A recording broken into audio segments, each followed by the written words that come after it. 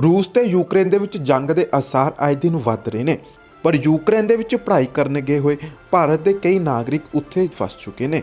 ਅਜਿਹਾ ਇੱਕ ਮਾਮਲਾ ਜ਼ਿਲ੍ਹਾ ਸ਼੍ਰੀ ਮੁਕਤਸਰ ਸਾਹਿਬ ਦੇ ਪਿੰਡ ਥਾਂਦੇਵਾਲ ਦੀ ਰਹਿਣ ਵਾਲੀ ਜੈਸਮੀਨ ਕੌਰ ਦਾ ਹੈ। ਜੈਸਮੀਨ ਕੌਰ ਮੈਡੀਕਲ ਸਿੱਖਿਆ ਹਾਸਲ ਕਰਨ ਦੇ ਲਈ 2018 ਵਿੱਚ ਯੂਕਰੇਨ ਗਈ ਸੀ, ਪਰ ਹੁਣ ਉੱਥੋਂ ਦੇ ਹਾਲਾਤ ਅਜਿਹੇ ਹੋ ਚੁੱਕੇ ਨੇ ਕਿ ਜੈਸਮੀਨ ਕੌਰ ਭਾਰਤ ਵਾਪਸ ਨਹੀਂ ਆ ਪਾ ਰਹੀ। ਦੱਸ ਦਈਏ ਕਿ ਜੈਸਮੀਨ MBBS ਦੀ ਪੜ੍ਹਾਈ ਕਰਨ ਦੇ ਲਈ ਯੂਕਰੇਨ ਦੇ ਸ਼ਹਿਰ ਖਾਰਕੋਵ ਵੈਸਟ ਵਿੱਚ ਗਈ ਸੀ ਅਤੇ ਉੱਥੋਂ ਦੇ ਕਾਲਜ ਨੈਸ਼ਨਲ ਮੈਡੀਕਲ ਯੂਨੀਵਰਸਿਟੀ ਵਿੱਚ ਡਾਕਟਰ ਦੀ ਪੜ੍ਹਾਈ ਕਰ ਰਹੀ ਹੈ ਅਤੇ ਚੌਥੇ ਸਾਲ ਦੀ ਵਿਦਿਆਰਥਣ ਹੈ। ਜੈਸਮੀਨ ਦੇ ਪਿਤਾ ਨੇ ਦੱਸਿਆ ਕਿ ਉਹਨਾਂ ਦੀ ਧੀ ਵਾਪਸ ਆਉਣਾ ਚਾਹੁੰਦੀ ਹੈ, ਪਰ ਉਸ ਦੀ ਫਲਾਈਟ ਟਿਕਟ ਨਹੀਂ ਹੋ ਪਾ ਰਹੀ। ਪਹਿਲਾ ਟਿਕਟ ਕਰਵਾਈ ਉਹ ਕੈਂਸਲ ਹੋ ਗਈ। 에ਅਰਲਾਈਨ ਨੇ ਵੀਜ਼ਾ ਖਤਮ ਹੋਣ ਕਰਕੇ ਟਿਕਟ ਕੈਂਸਲ ਕਰ ਦਿੱਤੀ। ਫਿਰ ਟਿਕਟ ਬੁੱਕ ਕਰਵਾਈ, ਉਹ ਵੀ ਰੱਦ ਹੋ ਗਈ। 2 ਵਾਰ ਟਿਕਟ ਰੱਦ ਹੋਣ ਦੇ ਨਾਲ ਮੇਰੀ ਬੇਟੀ ਬਹੁਤ ਘਬਰਾਈ ਹੋਈ ਹੈ। ਉਹਨਾਂ ਨੇ ਕਿਹਾ ਕਿ ਭਾਰਤ ਸਰਕਾਰ ਨੇ 3 ਜਹਾਜ਼ ਭੇਜਣ ਦੀ ਗੱਲ ਕਹੀ ਹੈ, ਪਰ ਸਾਡੇ ਬੱਚਿਆਂ ਨੂੰ ਇਸ ਦੀ ਕੋਈ ਜਾਣਕਾਰੀ ਨਹੀਂ ਦਿੱਤੀ ਗਈ। ਹੁਣ ਦੁਬਾਰਾ 24 ਤਰੀਕ ਦੀ ਟਿਕਟ ਬੁੱਕ ਹੋਈ ਹੈ, ਪਰ ਅਜੇ ਵੀ ਸਾਫ਼ ਨਹੀਂ ਹੈ ਕਿ 24 ਤਰੀਕ ਨੂੰ ਵਾਪਸ ਉਹਨਾਂ ਦੀ ਬੇਟੀ ਆ ਪਾਏਗੀ ਜਾਂ ਨਹੀਂ। ਜੈਸਮੀਨ ਦੇ ਪਿਤਾ ਨੇ ਦੱਸਿਆ ਕਿ ਭਾਰਤ ਦੇ 20,000 ਵਿਦਿਆਰਥੀ ਯੂਕਰੇਨ ਦੇ ਵਿੱਚ ਪੜ੍ਹਾਈ ਕਰ ਰਹੇ ਨੇ ਤੇ ਭਾਰਤ ਸਰਕਾਰ ਨੂੰ ਉਹਨਾਂ ਲਈ ਕੁਝ ਕਰਨਾ ਚਾਹੀਦਾ ਹੈ ਜੋ ਕਿ ਆਪਣੇ ਦੇਸ਼ ਵਾਪਸ ਪਰਤ ਸਕਣ।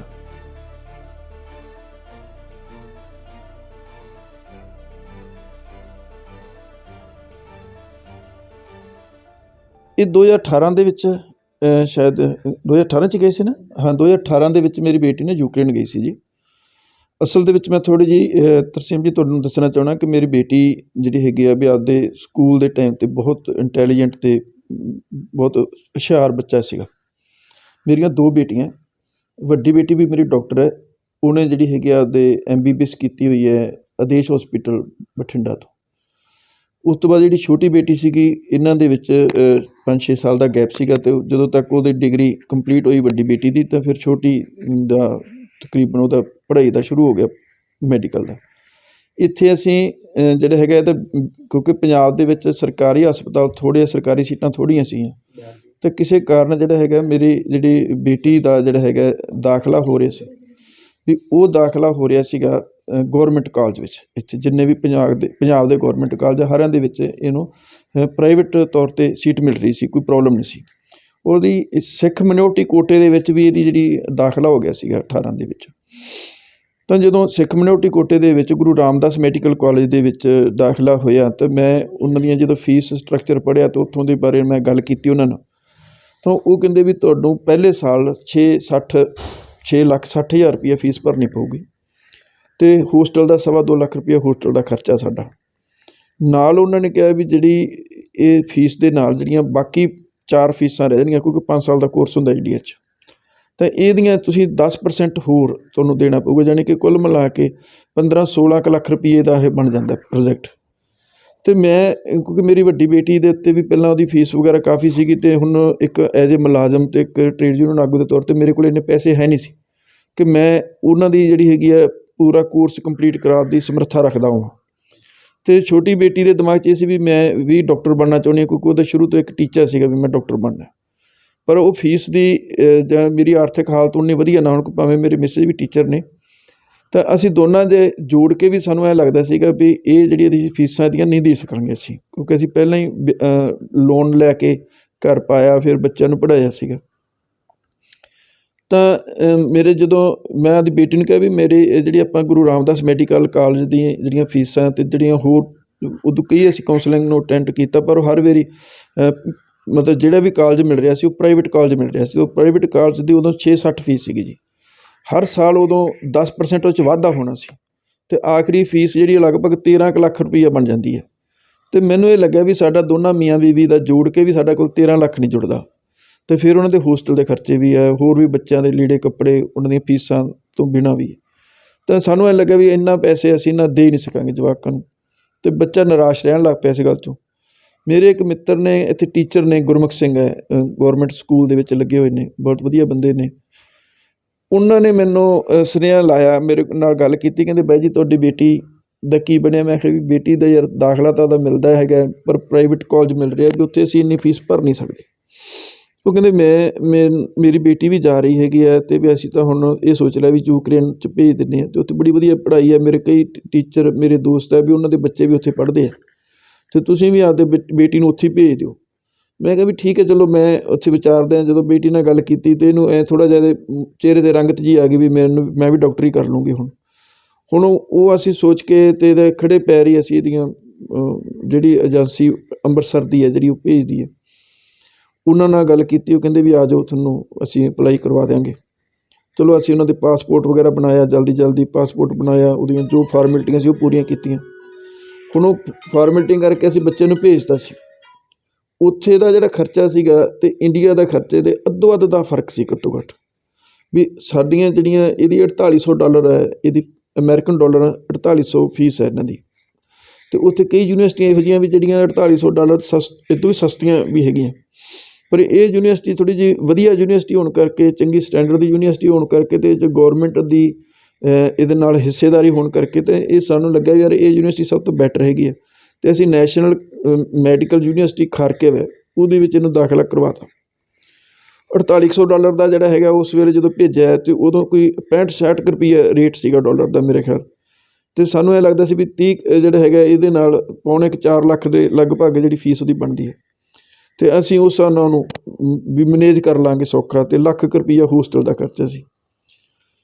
ਜਦੋਂ ਨੈਕਸਟ ਈਅਰ ਆਇਆ ਤਾਂ ਸਾਨੂੰ ਪਤਾ ਲੱਗਾ ਵੀ ਜਿਹੜੀ ਕਾਲਜ ਮੈਨੇਜਮੈਂਟ ਹੈ ਉਹਨਾਂ ਨੇ ਕਹਿੰਦੀ ਵੀ ਤੁਹਾਨੂੰ ਹੋਸਟਲ ਦੇ ਵਿੱਚ ਜੇ ਰਹਿਣਾ ਤਾਂ ਇਹਦੀ ਫੀਸ ਵੱਧ ਲੱਗੂਗੀ। ਅਤੇ ਬੱਚੇ ਸਾਰੇ ਹੀ ਉੱਥੇ ਕੀ ਕਰਦੇ ਵੀ 1 ਸਾਲ ਤਾਂ ਹੋਸਟਲ 'ਚ ਰਹਿੰਦੇ ਜਾਂਦੇ, ਜਦੋਂ ਪਹਿਲਾ ਸਾਲ 'ਚ ਆਉਂਦੇ ਤਾਂ ਉਦੋਂ ਸੈਕਿੰਡ ਈਅਰ ਤੋਂ ਬਾਅਦ ਉਹ ਆਪਦੇ ਕਮਰਿਆਂ 'ਚ ਲੈ ਲੈਂਦੇ ਆ, ਮਿਲ ਜਾਂਦਾ ਸਾਰੇ ਯੂਕਰੇਨ ਦੇ ਵਿੱਚ ਲੋਕ ਬਿਜ਼ਨਸ ਉੱਥੇ ਬਹੁਤ ਯੂਨੀਵਰਸਿਟੀਆਂ ਜਿਹੜੀਆਂ ਮੈਡੀਕਲ ਕਰਾਉਂਦੀਆਂ। ਅਤੇ ਬੇਟੀ ਵੀ ਮੈਨੂੰ ਕਹਿੰਦੀ ਵੀ ਫਿਰ ਇਹ 2 ਜਣੀਆਂ ਨੇ ਰਲ ਕੇ ਉੱਥੇ ਇੱਕ ਕਮਰਾ ਲੈ ਲਿਆ। ਸਾਲ ਇੱਕ ਐਂ ਨਿਕਲ ਗਿਆ, ਫਿਰ ਇੱਕ ਅਗਲੇ ਸਾਲ ਇੱਕ ਹੋਰ ਉਹਨਾਂ ਦੀ ਬੇਟੀ ਦੀ ਇੱਕ ਸਹੇਲੀ ਸੀਗੀ, ਉਹਨਾਂ ਨੇ ਰਲ ਕੇ ਲੈ ਲਿਆ। ਤੀਜਾ ਸਾਲ ਵੀ ਐਂ ਨਿਕਲ ਗਿਆ। ਇਹ ਬੇਟੀ ਮੇਰੀ ਕਿਉਂਕਿ ਸ਼ੁਰੂ ਤੋਂ ਹੁਸ਼ਿਆਰ ਸੀਗੀ, ਤੁਹਾਨੂੰ ਮੈਂ ਜਿਵੇਂ ਦੱਸ ਕੇ ਹਟਿਆ ਵੀ ਇਹ ਜ਼ਿਲ੍ਹੇ ਦੇ ਵਿੱਚੋਂ ਫਸਟ ਆਈ ਸੀਗੀ 17-18 ਦੇ ਜਦੋਂ ਇਹਨਾਂ ਦੇ ਪੇਪਰ ਹੋਏ ਤਾਂ +2 ਦੇ ਵਿੱਚੋਂ। ਅਤੇ ਸ਼ੁਰੂ ਤੋਂ ਇੰਟੈਲੀਜੈਂਟ ਆ, ਸਾਰੀਆਂ ਦੀਆਂ ਜਿੰਨੇ ਮੈਂਟੋ ਪਏ ਨੇ ਸਾਰੇ ਉਹਦੀ ਹੈਗੇ ਆ ਵੀ ਵਧੀਆ ਐਜੂਕੇਸ਼ਨ ਲੈਣ ਦੇ ਵਿੱਚ ਵੀ ਵਧੀਆ ਬੁਲਾਰੇ ਦੇ ਤੌਰ 'ਤੇ ਵੀ ਮੈਂ ਕਹਿੰਦਾ ਮੇਰੇ ਪਰਿਵਾਰ 'ਚੋਂ ਸਭ ਤੋਂ ਵੱਧ ਇੰਟੈਲੀਜੈਂਟ ਅਤੇ ਮਿਹਨਤੀ ਬੱਚਾ ਸੀਗਾ। ਅਤੇ ਮੇਰੀ ਛੋਟੀ ਬੇਟੀ ਹੈ, ਭਾਵੇਂ ਮੇਰੀ ਵੱਡੀ ਬੇਟੀ ਵੀ ਡਾਕਟਰ ਹੈ, ਸਿਆਣੀ ਹੈ, ਪੜ੍ਹੀ ਲਿਖੀ ਹੈ, ਲੇਕਿਨ ਮੈਂ ਸਮਝਦਾ ਵੀ ਉਹਦੇ ਨਾਲੋਂ ਵੀ ਇਹ ਬੜਾ ਇਹਦੇ ਟੀਚਰ ਬਹੁਤ ਪਿਆਰ ਕਰਦੇ ਸੀ। ਹੁਣ ਵੀ ਜਿਹੜੇ ਯੂਕਰੇਨ 'ਚ ਵੀ ਇਹਦੇ ਟੀਚਰ ਬਹੁਤ ਇਹਦਾ ਪਿਆਰ ਕਰਦੇ ਬੱਚੇ ਨੂੰ, ਮਿਹਨਤ ਵੀ ਉੱਥੇ ਬਹੁਤ ਕਰਦੀ ਹੈ। ਤਾਂ ਇਹ ਹੁਣ ਉੱਥੇ ਅਸੀਂ ਜਦੋਂ ਭੇਜਿਆ ਸਿਰਫ ਲਾਲਚ ਇਹੀ ਸਾਡਾ ਕਿ ਬੱਚੇ ਨੇ MBBS ਕਰਨੀ ਹੈ। ਸਾਨੂੰ ਇਹ ਸੀ ਵੀ ਇੱਥੇ ਨਾਲੋਂ ਸਸਤੀ ਉੱਥੇ ਹੋ ਜਾਂਦੀ ਹੈ ਅਤੇ ਪੜ੍ਹਾਈ ਵੀ ਇਹ ਕੰਪੈਰੇਟਿਵਲੀ ਉੱਥੇ ਵਧੀਆ ਹੈ, ਕਿਉਂਕਿ ਇੱਥੇ ਜਿਹੜੇ ਹੈਗੇ ਆ ਜਿਹੜੇ ਕਾਲਜ ਨੇ ਪ੍ਰਾਈਵੇਟ ਜਿੰਨੇ ਵੀ ਕਹਿਣ ਨੂੰ ਜੋ ਮਰਜ਼ੀ ਸਰਕਾਰਾਂ ਕਹਿਣ, ਪਰ ਇਹ ਸੱਚਾਈ ਇਹ ਹੈ ਵੀ ਇੱਥੇ ਜਿੰਨਾ ਉਹਨਾਂ ਨੂੰ ਟੀਚਰ ਜਾਂ ਹੋਰ ਸਟਾਫ ਦੇਣਾ ਹੁੰਦਾ, ਫੀਸਾਂ ਬਹੁਤ ਲੈਂਦੇ ਆ, ਪਰ ਟੀਚਰ ਉਨੇ ਪ੍ਰੋਵਾਈਡ ਨਹੀਂ ਕਰਦੇ। ਉਨੀ ਸਿੱਖਿਆ ਜਿਹੜੀ ਵਧੀਆ ਸਿੱਖਿਆ ਹੋਣੀ ਚਾਹੀਦੀ ਉਹ ਨਹੀਂ ਦਿੱਤੀ ਜਾਂਦੀ। ਹੁਣ ਤੁਹਾਡੀ ਬੇਟੀ ਦਾ ਲਾਸਟ ਈਅਰ ਹੈ? ਨਹੀਂ, ਲਾਸਟ ਈਅਰ ਨਹੀਂ, ਕਿ 4th ਈਅਰ ਹੈ, ਹਜੇ 2 ਸਾਲ ਉਹਦੇ ਹੋਰ ਲੱਗਣੇ ਆ, ਕਿਉਂਕਿ ਉੱਥੇ 5 ਸਾਲ ਦੀ ਬਜਾਏ 6 ਸਾਲ ਦੀ ਹੁੰਦੀ ਹੈ। 1 ਸਾਲ ਉੱਥੇ ਬੱਚਾ ਉੱਥੋਂ ਦੀ ਭਾਸ਼ਾ ਹੀ ਸਿੱਖਦਾ ਤਕਰੀਬਨ, ਅਤੇ ਜਾਂ ਜਨਰਲ ਦੀ ਐਜੂਕੇਸ਼ਨ ਲੈਂਦਾ ਹੈ। ਪਹਿਲਾ ਸਾਲ ਜਿਹੜਾ ਹੁੰਦਾ ਵੀ ਉੱਥੇ ਰਸ਼ੀਅਨ ਭਾਸ਼ਾ ਸਿੱਖਦੇ ਆ, ਲੈਟਨ ਭਾਸ਼ਾ ਸਿੱਖਦੇ ਆ, ਅਤੇ ਜਨਰਲ ਮੈਡੀਕਲ ਦੇ ਬਾਰੇ ਸਿੱਖਿਆ ਲੈਂਦੇ ਆ। ਹੁਣ ਯੂਕਰੇਨ ਦੇ ਵਿੱਚ ਮਤਲਬ ਕਿ ਜਿਹੜਾ ਹੈਗਾ ਯੁੱਧ ਦੀ ਸਥਿਤੀ ਬਣੀ ਹੋਈ ਹੈ, ਇਸ ਨੂੰ ਕਿਸ ਤਰ੍ਹਾਂ ਦੇਖਦੇ ਹੋ? ਦੇਖੋ, ਜਿਹੜੀ ਯੁੱਧ ਦੀ ਸਥਿਤੀ ਹੈ ਜੀ, ਇਹ ਲਗਭਗ 2-3 ਮਹੀਨੇ ਤੋਂ ਉੱਥੋਂ ਦਾ ਜਿਹੜਾ ਹੈਗਾ ਰਸ਼ੀਆ ਦਾ ਅਤੇ ਯੂਕਰੇਨ ਦਾ ਜਿਹੜਾ ਹੈਗਾ ਝਗੜੇ ਦੀ ਗੱਲ ਖਬਰਾਂ 'ਚ ਆਉਣ ਲੱਗ ਪਈ ਸੀ। ਅਤੇ ਸ਼ੁਰੂ ਦੇ ਵਿੱਚ ਸਾਡੇ ਜਿਹੜੇ ਚੈਨਲ ਸੀਗੇ ਉਹ ਖਬਰਾਂ ਦਿੰਦੇ ਜ਼ਰੂਰ ਸੀ, ਪਰ ਉਨੀ ਜਿਹੜੀਆਂ ਐਂ ਨਹੀਂ ਸੀਗਾ ਵੀ ਜਿਹੜੀ ਵੀ ਇਹ ਲੜਾਈ ਲੱਗ ਜਾਊਗੀ। ਅਤੇ ਉਹ ਐਂ ਲੱਗਦਾ ਵੀ ਇੱਕ ਇਹ ਜਿਵੇਂ ਸਾਡੇ ਦੇਸ਼ ਦੇ ਅਤੇ ਸਾਡੇ ਗੁਆਂਢੀ ਮੁਲਕਾਂ ਦੇ ਨਾਲ ਸਾਡੇ ਕੋਈ ਟਸਲ ਚੱਲਦੀ ਰਹਿੰਦੀ ਵੀ ਇਹੋ ਜਿਹੀ ਲੜਾਈ ਹੈ ਕਿਤੇ। ਪਰ ਹੁਣ ਪਿਛਲੇ 20 ਕੁ ਦਿਨਾਂ ਤੋਂ ਜਿਸ ਢੰਗ ਦੇ ਵਿੱਚ, ਜਾਂ ਮਹੀਨਾ ਹੀ ਕਹਿ ਲਓ ਵੀ, ਇੰਨੇ ਕੁ ਚਿਰ ਤੋਂ ਜਿਹੜੀਆਂ ਸਾਡੇ ਨੈਸ਼ਨਲ ਚੈਨਲ ਨੇ ਉਹਨਾਂ ਦੇ ਵਿੱਚ ਜਿਸ ਢੰਗ ਦਾ ਇਸ ਲੜਾਈ ਨੂੰ ਲੈ ਕੇ ਕੰਮ ਕੀਤਾ ਜਾ ਰਿਹਾ, ਲਗਾਤਾਰ ਰਾਤ ਨੂੰ ਪ੍ਰਾਈਮ ਟਾਈਮ ਦੇ ਉੱਤੇ ਜਿਵੇਂ ਉਹ ਦਿੰਦੇ, ਉੱਥੋਂ ਜਿਹੜੇ ਮਾਪੇ ਹੈ ਉਹਨਾਂ ਨੂੰ ਇਹ ਲੱਗਦਾ ਵੀ ਸਾਡੇ ਬੱਚਿਆਂ ਦੀ ਜ਼ਿੰਦਗੀ ਹੁਣ ਖਤਰੇ 'ਚ ਹੈ। ਅਤੇ ਉਹ ਜਿਹੜੇ ਮਾਪੇ ਹੈ ਉੱਥੇ ਜਾ ਕੇ ਬੱਚਿਆਂ ਨੂੰ ਲਗਾਤਾਰ ਇੱਥੋਂ ਦੀਆਂ ਖਬਰਾਂ ਦੀਆਂ ਕਲਿੱਪਸ ਭੇਜ ਰਹੇ ਨੇ, ਇੱਥੋਂ ਬਾਕੀ ਬੱਚੇ ਨੈੱਟ 'ਤੇ ਵੀ ਵੇਖ ਰਹਿੰਦੇ ਨੇ, ਉੱਥੇ ਵੀ ਖਬਰਾਂ ਲੱਗਦੀਆਂ। ਤਾਂ ਮੇਰੀ ਬੇਟੀ ਦੀ ਅੱਜ ਤੋਂ 10 ਦਿਨ ਪਹਿਲਾਂ ਤੱਕ ਦਾ ਇਹ ਸੀਗਾ ਵੀ ਪਾਪਾ ਸਾਡਾ ਜਿਹੜੇ ਸ਼ਹਿਰ 'ਚ ਅਸੀਂ ਹੈ ਵੀ ਖਾਰਕਿਵ ਦੇ ਵਿੱਚ ਖਬਰਾਂ ਜ਼ਰੂਰ ਹੈਗੀਆਂ ਵੀ ਸਾਡੀ ਟਸਲ ਹੈਗੀ ਹੈ, ਪਰ ਸਾਡੀ ਜਿਹੜੀ ਯੂਨੀਵਰਸਿਟੀ ਹੈ ਉਹ ਇਸ ਮਾਮਲੇ 'ਤੇ ਬਿਲਕੁਲ ਖਾਮੋਸ਼ ਹੈ ਵੀ ਉਹ ਕਹਿੰਦੀ ਵੀ ਕੋਈ ਐਡੀ ਗੱਲ ਨਹੀਂ ਹੈਗੀ ਵੀ ਅਸੀਂ ਬੈਠੇ ਹਾਂ, ਸੇਫ ਹੈ ਤੁਸੀਂ। ਅਤੇ ਉੱਥੋਂ ਦੇ ਲੋਕਾਂ ਦੇ ਵਿੱਚ ਵੀ ਕਿਸੇ ਤਰ੍ਹਾਂ ਦਾ ਕੋਈ ਭੱਜ ਨੱਠ ਹਮਲੇ ਨੂੰ ਲੈ ਕੇ ਕੋਈ ਡਰ ਕੋਈ ਭੈ ਨਹੀਂ ਹੈ ਵੀ ਉਹਨੇ ਵਿਖਾਇਆ ਕਿ ਲੋਕ ਆਮ ਹੀ ਰੂਟੀਨ 'ਚ ਤੁਰੇ ਫਿਰਦੇ ਆ, ਕੋਈ ਪਾਰਕਾਂ ਦੇ ਵਿੱਚ ਸੈਰ ਕਰਦਾ ਫਿਰਦਾ, ਕੋਈ ਹੋਰ ਕਰਦਾ ਫਿਰਦਾ। ਲੇਕਿਨ ਜਿਹੜੀ ਇੰਡੀਆ ਦੇ ਵਿੱਚ ਜਿਵੇਂ ਉਹਦੀਆਂ ਖਬਰਾਂ ਲੱਗ ਰਹੀਆਂ ਸੀਗੀਆਂ ਤਾਂ ਉਹਦੇ ਨਾਲ ਤਕਰੀਬਨ ਅਸੀਂ ਇੱਕ ਗਰੁੱਪ ਬਣਾਇਆ ਹੋਇਆ, ਮੇਰੇ ਕੋਲ ਯੂਕਰੇਨ 'ਚ ਪੜ੍ਹਦੇ ਜਿਹੜੇ ਮਾਪੇ ਆ 10-15 ਜਾਣੇ ਉਹਦੇ 'ਚ ਮੈਂਬਰ ਹੈ, ਉਹ ਵੀ ਮੈਨੂੰ ਲਗਾਤਾਰ ਮੈਸੇਜ ਭੇਜਦੇ ਰਹੇ ਕਿ ਵੀ ਬੜਾ ਟੈਨਸ਼ਨ ਹੈ ਯਾਰ, ਬੱਚੇ ਉੱਤਰ ਬੈਠੇ ਆ, ਲੜਾਈ ਲੱਗਣੀ ਹੈ, ਫਲਾਨਾ ਚੈਨਲ ਆਹ ਕਹਿੰਦਾ, ਫਲਾਨਾ ਇਹ ਚੱਲ ਕਹਿੰਦਾ। ਤਾਂ ਉਹ ਕੁਛ ਮਿੱਤਰਾਂ ਦਾ ਅਸੀਂ ਵਿਚਾਰ ਕਿ ਯਾਰ ਲੜਾਈ ਲੱਗਣੀ ਨਹੀਂ, ਪਰ ਜਿਸ ਦਿਨ ਜਮਾਂ ਇਹ ਆ ਗਿਆ ਹੁਣ ਵੀ ਇਹ ਤਾਂ ਉੱਥੇ ਰਸ਼ੀਆ ਨੇ ਘੁਸਪੈਠ ਕਰ ਲਈ ਕਿ ਕਰ ਲਈ ਵੀ ਅਟੈਕ ਹੋ ਗਿਆ ਕਿ ਨਹੀਂ, ਜਾਂ ਉੱਥੋਂ ਦੇ ਬੈਲਾਰੂਸ ਦੇ ਇੱਕ ਪ੍ਰਧਾਨ ਮੰਤਰੀ ਦਾ ਹੈਗਾ ਕਿ ਅਸੀਂ ਜਿਹੜਾ ਹੈਗਾ ਐਟਮੀ ਬੰਬ ਮਤਲਬ ਲੜਾਈ ਵੀ ਕਰ ਸਕਦੇ ਹਾਂ। ਤਾਂ ਉਹ ਸਾਰੇ ਕੁਛ ਨੇ ਇੱਥੇ ਇੱਕ ਬਹੁਤ ਹੀ ਡਰ ਅਤੇ ਭੈ ਦਾ ਮਾਹੌਲ ਬਣਾਇਆ ਮਾਪਿਆਂ ਦੇ ਵਿੱਚ। ਹੁਣ ਜਿਹੜੇ ਬੱਚੇ ਹੈ ਉਹ ਜਦੋਂ ਇਹੋ ਜਿਹਾ ਮਾਹੌਲ ਬਣਦਾ ਤਾਂ ਜਿਹੜੀਆਂ ਏਅਰਲਾਈਨਸ ਹੈ ਜਾਂ ਹੋਰ ਹੈ, ਕਿਉਂਕਿ ਉੱਥੇ ਘੱਟੋ ਘੱਟ 20,000 ਬੱਚਾ ਜਿਹੜਾ ਹੈਗਾ ਮਤਲਬ ਜੋ ਮੀਡੀਆ ਦੇ ਵਿੱਚ ਖਬਰਾਂ ਵੀ ਹੈ, ਅਤੇ 15 ਤੋਂ 20,000 ਤਾਂ ਬੱਚਾ ਹੈਗਾ ਜਿਹੜਾ ਬਾਹਰ ਪੜ੍ਹਦਾ, ਉਹ ਉੱਥੇ ਰਹਿਣ ਨਹੀਂ ਜਾਂਦਾ। ਜਿੰਨੇ ਵੀ ਯੂਕਰੇਨ 'ਚ ਬੱਚੇ ਜਾਂਦੇ ਆ ਜਾਂ ਇਹੋ ਯੂਕਰੇਨ ਵਰਗੇ ਹੋਰ ਮੁਲਕ ਵੀ ਕਈ ਆ ਜਿਹੜੇ MBBS ਕਰਾਉਂਦੇ ਆ, ਵੀ ਉੱਥੇ ਬੱਚੇ ਰਹਿਣ ਨਹੀਂ ਜਾਂਦੇ ਗੇ। ਇਹ ਪਹਿਲੀ ਗੱਲ ਤਾਂ ਇਹ ਕਲੀਅਰ ਹੈ ਵੀ ਉੱਥੇ ਉਹ ਬੱਚੇ ਪੜ੍ਹ ਕੇ ਜਾਂ ਤਾਂ ਇੰਡੀਆ 'ਚ ਵਾਪਸ ਆ ਜਾਂਦੇ ਆ, ਜਾਂ ਫਿਰ ਇੰਡੀਆ ਤੋਂ ਉੱਥੇ ਪੜ੍ਹਦੇ ਪੜ੍ਹਦੇ ਕੋਈ ਟੈਸਟ ਕਰਕੇ ਕੋਈ ਅਮਰੀਕਾ ਦਾ, ਆਸਟ੍ਰੇਲੀਆ ਦਾ ਜਾਂ ਹੋਰ ਕਿਸੇ ਮੁਲਕ ਦਾ, ਅਤੇ ਉੱਧਰ ਚਲੇ ਜਾਂਦੇ ਆ। ਅਤੇ ਜਾਂ ਮਤਲਬ ਉਹਨਾਂ ਕੋਲ ਅਲਟੀਮੇਟਲੀ ਜਾਂ ਉਹ ਇੰਡੀਆ 'ਚ ਆ ਕੇ ਇੱਥੋਂ ਦਾ ਮੈਡੀਕਲ ਕੌਂਸਲ ਆਫ ਇੰਡੀਆ ਦਾ ਇੱਕ ਟੈਸਟ ਹੁੰਦਾ, ਉਹ ਪਾਸ ਕਰਦੇ ਅਤੇ ਇੱਥੇ ਐਲੀਜੀਬਲ ਹੋ ਜਾਂਦੇ ਆ ਕੇ। ਹੁਣ ਇਹ ਬੇਟੀ ਦਾ ਇਹ ਸੀਗਾ ਕਿ ਮੈਂ ਇਹ ਜਿਹੜੇ ਆਖਰੀ 2-3 ਸਾਲ ਆ ਵੀ ਇਹਨਾਂ ਦੇ ਵਿੱਚ ਮੈਂ ਕਿਸੇ ਹੋਰ ਦੇਸ਼ ਦਾ ਟੈਸਟ ਵੀ ਕਲੀਅਰ ਕਰਨਾ, ਅਤੇ ਮੈਂ ਚਾਹੁੰਦੀ ਹਾਂ ਵੀ ਮੈਂ ਇੱਥੇ ਪੜ੍ਹਾਂ ਅਤੇ ਵੱਧ ਤੋਂ ਵੱਧ ਮੈਂ ਛੁੱਟੀਆਂ ਵੀ ਨਾ ਆਵਾਂ। ਹੁਣ ਉਹ ਬੱਚੇ ਸੋਚ ਤਾਂ ਇਹ ਰਹੇ ਸੀਗੇ ਵੀ ਸਾਡੀ ਜਿਹੜੀ ਪੜ੍ਹਾਈ ਦਾ ਬਹੁਤ ਇਹ ਚਰਮ ਸੀਮਾ 'ਤੇ ਆ ਵੀ ਅਸੀਂ ਹੁਣ ਪੂਰੀ ਮਿਹਨਤ ਕਰਕੇ ਆਪਦੇ ਵਧੀਆ ਨੰਬਰ ਲੈ ਸਕੀਏ। ਪਰ ਉਹ ਹੁਣ ਜਿਵੇਂ ਹਾਲਾਤ ਬਣੀ ਗਏ ਤਾਂ ਬੱਚਿਆਂ ਨੂੰ ਵੀ ਡਰ ਲੱਗਣ ਲੱਗ ਪਿਆ ਵੀ ਪਤਾ ਨਹੀਂ ਕੀ ਬਣਨਾ। ਔਰ ਪਿਛਲੇ ਕੁਛ ਦਿਨਾਂ ਤੱਕ ਉਹਨਾਂ ਦੀ ਜਿਹੜੀ ਯੂਨੀਵਰਸਿਟੀ ਦਾ ਇਹ ਸੀਗਾ ਵੀ ਜਿਹੜੇ ਬੱਚੇ ਚੱਲੇ ਆ ਨਾ, ਅਤੇ ਅਸੀਂ ਉਹਨਾਂ ਨੂੰ ਔਨਲਾਈਨ ਨਹੀਂ ਪੜ੍ਹਾਵਾਂਗੇ, ਅਤੇ ਵੀ ਉਹ ਜਿਹੜੇ ਆਫਲਾਈਨ ਹੀ ਪੜ੍ਹਾਵਾਂਗੇ, ਅਤੇ ਜਿਹੜੇ ਇੱਥੇ ਰਹਿਣਗੇ ਉਹੀ ਪੜ੍ਹਨਗੇ, ਅਤੇ ਅਸੀਂ ਤਾਂ ਐਬਸੈਂਟਾਂ ਤੁਹਾਨੂੰ ਲੱਗ ਸਕਦੀਆਂ। ਫਿਰ ਜਿਹੜੀ ਏਜੰਸੀ ਇੱਥੋਂ ਲੈ ਕੇ ਜਾਂਦੀ ਆ ਉਹਦੇ ਨੁਮਾਇੰਦਿਆਂ ਨਾਲ ਵੀ ਲੋਕਾਂ ਨੇ ਗੱਲ ਕੀਤੀ, ਉਹ ਕਹਿੰਦੇ ਨਹੀਂ ਅਸੀਂ ਕੁਛ ਕਰਦੇ ਹਾਂ। ਫਿਰ ਉਹਨਾਂ ਨੇ ਆਪਦੀਆਂ ਯੂਨੀਵਰਸਿਟੀਆਂ ਨਾਲ ਤਾਲਮੇਲ ਕੀਤਾ, ਅਤੇ ਉਹ ਕਹਿੰਦੇ ਵੀ ਨਹੀਂ, ਜਿਹੜੇ ਬੱਚੇ ਜਾਣਾ ਚਾਹੁੰਦੇ ਜਾਂਦੇ ਰਹਿਣ, ਅਤੇ ਅਸੀਂ ਉਹਨਾਂ ਨੂੰ ਔਨਲਾਈਨ ਪੜ੍ਹਾ ਦਿਆਂਗੇ। ਪਹਿਲਾਂ ਤਾਂ ਉਹਨਾਂ ਨੇ 26 ਮਾਰਚ ਤੱਕ ਦਾ ਸ਼ਾਇਦ ਰੱਖਿਆ ਸੀਗਾ ਵੀ 26 ਮਾਰਚ ਤੱਕ ਵੀ ਪੜ੍ਹਾਵਾਂਗੇ। ਹੁਣ ਮੈਨੂੰ ਪਤਾ ਲੱਗਾ ਵੀ ਅਪ੍ਰੈਲ ਤੱਕ ਉਹਨਾਂ ਨੇ ਕਹਿ ਦਿੱਤਾ ਵੀ ਅਸੀਂ ਔਨਲਾਈਨ ਬੱਚਿਆਂ ਨੂੰ ਅਪ੍ਰੈਲ ਤੱਕ 15 ਅਪ੍ਰੈਲ ਜਾਂ ਇਹਦੇ ਔਨਵਰਡ ਵੀ ਬੱਚਿਆਂ ਨੂੰ ਔਨਲਾਈਨ ਪੜ੍ਹਾਵਾਂਗੇ। ਹੁਣ ਤੁਹਾਡੀ ਜਿਹੜੀ ਬੇਟੀ ਹੈ ਉਹ ਇੰਡੀਆ ਆਉਣਾ ਚਾਹੁੰਦੀ? ਬਿਲਕੁਲ ਆਉਣਾ ਚਾਹੁੰਦੀ ਹੈ ਜੀ। ਔਰ ਉਹਨੇ ਤਕਰੀਬਨ ਉਹਨੇ ਜੀ ਅੱਜ ਤੋਂ ਜਿੱਦਾਂ ਇਹ ਖਬਰਾਂ ਵਾਲੀਆਂ ਤੇਜ਼ ਆਉਣ ਲੱਗ ਪਈਆਂ ਸੀਗੀਆਂ, ਉਹਨਾਂ ਨੇ ਜਿਹੜੀਆਂ ਸੀ ਟਿਕਟ ਬੁੱਕ ਕਰਤੀ ਸੀ। ਉਹ ਸਾਰੇ ਬੱਚੇ ਟਿਕਟਾਂ ਬੁੱਕ ਕਰ ਰਹੇ ਸੀਗੇ, ਅਤੇ ਉੱਥੇ ਜਿਹੜੀਆਂ ਜਦੋਂ ਵੀ ਬੁਕਿੰਗ ਕਰਦੇ ਸੀ ਨਾਲ ਦੀ ਨਾਲ ਉਹ ਕਹਿੰਦੇ ਸੀ ਬੁਕਿੰਗ ਖਤਮ ਹੋ ਗਈ ਜੀ, ਬਹੁਤ ਬੱਚੇ ਨੇ ਬੁੱਕ ਕਰ ਲਿਆ। ਇਹਦੀ ਇੱਕ ਮੈਨੂੰ ਇਹਦਾ ਫੋਨ ਆਇਆ ਕਿ ਪਾਪਾ ਸਾਡੀ ਇਹਨਾਂ ਬੁਕਿੰਗ ਹੋ ਗਈ ਹੈ, ਅਤੇ ਅਸੀਂ ਹੁਣ ਮਤਲਬ ਆ ਰਹੇ ਹੈਗੇ ਹਾਂ ਵੀ। ਫਿਰ ਮੈਨੂੰ ਅਗਲੇ ਦਿਨ ਉਹਨਾਂ ਦਾ ਆਇਆ ਵੀ ਪਾਪਾ ਉਹ ਸਾਡੀ ਨਾ ਜਿਹੜੀ ਅਸੀਂ ਬੁਕਿੰਗ ਕਰਾਈ ਸੀ ਉਹ ਕੈਂਸਲ ਹੋ ਗਈ, ਕਿਉਂਕਿ ਸਾਨੂੰ ਉਹਦੇ ਨਾਲ ਇੱਕ ਟ੍ਰਾਂਜ਼ਿਟ ਵੀਜ਼ਾ ਲੈਣਾ ਪੈਂਦਾ ਸੀਗਾ ਵੀ ਜਿਹੜੇ ਮੁਲਕ ਦੇ ਵਿੱਚ ਉਹ ਜਾਣੀ ਸੀ ਏਅਰਲਾਈਨਸ, ਤਾਂ ਉਸ ਮੁਲਕ ਤੋਂ ਉੱਥੇ ਜਾ ਕੇ ਉੱਥੇ ਜਹਾਜ਼ ਬਦਲਦਾ ਹੈ, ਅਤੇ ਉਹ ਜਹਾਜ਼ ਬਦਲਣ ਦਾ ਅਤੇ ਉੱਥੇ ਕੁਝ ਸਮਾਂ ਏਅਰਪੋਰਟ 'ਤੇ ਰਹਿਣ ਵਾਸਤੇ ਕੋਈ ਵੀਜ਼ਾ ਲੱਗਦਾ ਸਪੈਸ਼ਲ, ਉਹਨੂੰ ਕੋਈ ਟ੍ਰਾਂਜ਼ਿਟ ਵੀਜ਼ਾ ਜਾਂ ਇਸ ਤਰ੍ਹਾਂ ਦਾ ਨਾਂ ਦੇਣਾ ਕਹਿੰਦੇ। ਅਤੇ ਉਹ ਕਹਿੰਦੇ ਵੀ ਸਾਡਾ ਉਹ ਵੀਜ਼ੇ ਦਾ ਟਾਈਮ ਖਤਮ ਹੋ ਗਿਆ, ਅਤੇ ਸਾਨੂੰ ਉਹ ਵੀਜ਼ੇ ਨਾ ਮਿਲਣ ਕਰਕੇ ਸਾਡੀ ਟਿਕਟ ਵੀ ਕੈਂਸਲ ਹੋ ਗਈ। ਫਿਰ ਉਹਨਾਂ ਨੇ ਅਗਲੇ ਦਿਨ ਬੁਕਿੰਗ ਕਰਦੇ ਆ, ਉਹ ਜਿਹੜੀ ਕੰਪਨੀ ਨੇ ਬੁਕਿੰਗ ਕਰਾਤੀ ਕਨਫਰਮ ਵੀ ਹੋ ਗਈ, ਲੇਕਿਨ ਬਾਅਦ ਵਿੱਚ ਉਹ ਜਿਹੜੀ ਏਅਰਲਾਈਨ ਸੀਗੀ ਉਹ ਕਹਿੰਦੀ ਵੀ ਅਸੀਂ ਜਾ ਨਹੀਂ ਸਕਦੇ, ਜਾਂ ਕੋਈ ਕਾਰਨ ਉਹਨਾਂ ਨੇ ਕੀਤੀ, ਉਹ ਟਿਕਟ ਵੀ ਰੱਦ ਹੋ ਗਈ। ਜਦੋਂ 2 ਵਾਰੀ ਟਿਕਟਾਂ ਰੱਦ ਹੋ ਗਈਆਂ ਤਾਂ ਬੱਚਿਆਂ 'ਚ ਹੋਰ ਇਰੀਟੇਸ਼ਨ ਹੋ ਗਈ ਵੀ ਅਸੀਂ ਕੀ ਕਰੀਏ। ਇਹਦੇ ਦੌਰਾਨ ਪਿਛਲੀ ਮੇਰੇ ਸਾਲ 17, 18 ਜਾਂ 19 ਦੇ ਵਿੱਚ ਮੈਂ ਖਬਰਾਂ ਸੁਣ ਰਿਹਾ ਸੀ, ਤਾਂ ਬੱਚਿਆਂ ਨੂੰ ਮੈਂ ਵੇਖਿਆ ਵੀ ਜਿਹੜੀ ਇੰਡੀਅਨ ਗੌਰਮੈਂਟ ਵੱਲੋਂ ਵੀ ਆ ਗਿਆ ਵੀ ਅਸੀਂ ਇੱਥੋਂ 3 ਜਹਾਜ਼ ਭੇਜ ਰਹੇ ਹਾਂ ਵੀ ਜਿਹੜੇ ਉੱਥੋਂ ਬੱਚਿਆਂ ਨੂੰ ਲੈ ਕੇ ਆਉਣਗੇ। ਤਾਂ ਬੜਾ ਚੰਗਾ ਲੱਗਿਆ ਯਾਰ, ਸਰਕਾਰ ਜਿਹੜੀ ਹੈਗੀ 3 ਜਹਾਜ਼ ਭੇਜ ਰਹੀ ਹੈ। ਉਹਨਾਂ ਬੱਚਿਆਂ ਨੂੰ ਮੈਂ ਉਸੇ ਵੇਲੇ ਉਹ ਖਬਰ ਦੀ ਜਿਹੜੀ ਕਲਿੱਪ ਉੱਧਰ ਭੇਜੀ ਵੀ ਆਹ ਇੰਡੀਅਨ ਗੌਰਮੈਂਟ, ਪਰ ਉਹ ਆਂਦੇ ਵੀ ਉਹ ਕਾਫੀ ਸਾਰਾ ਉਹਨਾਂ ਨੇ ਵੇਟ ਕੀਤਾ, ਕਹਿੰਦੇ ਵੀ ਜਿਹੜੀ ਉੱਥੋਂ ਦੀ ਇੰਡੀਅਨ ਅੰਬੈਸੀ ਹੈ ਉਸ ਅੰਬੈਸੀ ਵੱਲੋਂ ਕੋਈ ਅਫੀਸ਼ੀਅਲ ਇਸ ਤਰ੍ਹਾਂ ਦੀ ਕੋਈ ਪੋਸਟ ਨਹੀਂ ਪਾਏਗੀ ਵੀ ਸਾਡੇ 3 ਜਹਾਜ਼ ਆ ਰਹੇ ਆ, ਤੁਸੀਂ ਬੇਫਿਕਰ ਹੋ ਜਾਓ ਵੀ ਅਸੀਂ ਤੁਹਾਨੂੰ ਲੈ ਕੇ ਜਾਂਦੇ ਰਹਾਂਗੇ। ਪਰ ਉਹਨਾਂ ਦੀ ਜਿਹੜੀ ਇੰਡੀਆ ਦੇ ਵਿੱਚੋਂ ਫਲਾਈਟਸ ਜਾਣ ਦੀ ਸੀਗੀ ਤਾਂ ਉਹਨਾਂ ਦੀ ਜਦੋਂ ਬੁਕਿੰਗ ਦੀ ਗੱਲ ਆਉਂਦੀ ਹੈ ਤਾਂ ਉਹਨਾਂ ਦੀਆਂ ਟਿਕਟਾਂ ਹੀ ਇੰਨੀਆਂ ਮਹਿੰਗੀਆਂ ਕਿ ਉਹ ਜਿਹੜਾ ਆਮ ਬੰਦਾ ਹੈ, ਜਿਹੜਾ ਮਸਾਂ ਹੀ ਫੀਸ ਇਕੱਠੀ ਕਰਕੇ ਸਾਲ ਦੀ ਭੇਜਦਾ ਅਤੇ ਉਹਨੂੰ ਇਹ ਲੱਗਦਾ ਹੈਗਾ ਕਿ ਮੈਂ ਹੁਣ 80,000 ਜਾਂ ਲੱਖ ਰੁਪਏ ਜਾਂ 60,000 ਦੇ ਵਿੱਚ ਟਿਕਟ, ਕਿਉਂਕਿ ਜਿਹੜੇ ਯੂਕਰੇਨ ਦੀ ਜਦੋਂ ਇਹ ਪਹਿਲੀ ਵਾਰੀ ਬੱਚੇ ਗਏ ਆ ਤਾਂ 15-15,000 ਦੀਆਂ ਟਿਕਟਾਂ ਲਈਆਂ।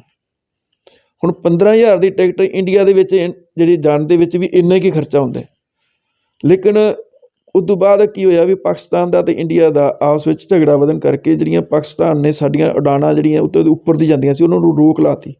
ਉਹ ਉੱਤੇ ਰੋਕ ਲੱਗਣ ਦੇ ਕਾਰਨ ਜਿਹੜੀਆਂ ਇੰਡੀਅਨ ਜਿਹੜੀਆਂ ਏਅਰਲਾਈਨਸ ਹੈ ਉਹ ਬੰਬੇ ਵਗੈਰਾ ਹੋ ਕੇ ਅਤੇ ਹਿੰਦ ਮਹਾਸਾਗਰ ਵਾਲੇ ਪਾਸੇ ਦੀ ਜਾਂਦੀਆਂ ਅਤੇ ਇਹਦੇ ਨਾਲ ਉਹਨਾਂ ਦਾ ਰੂਟ ਵੱਧ ਗਿਆ ਅਤੇ ਉਹਨਾਂ ਦਾ ਰੇਟ ਵੀ ਵਧਣਾ ਸੀਗਾ, ਖਰਚਾ ਵੱਧ ਪੈਣ ਲੱਗ ਪਿਆ।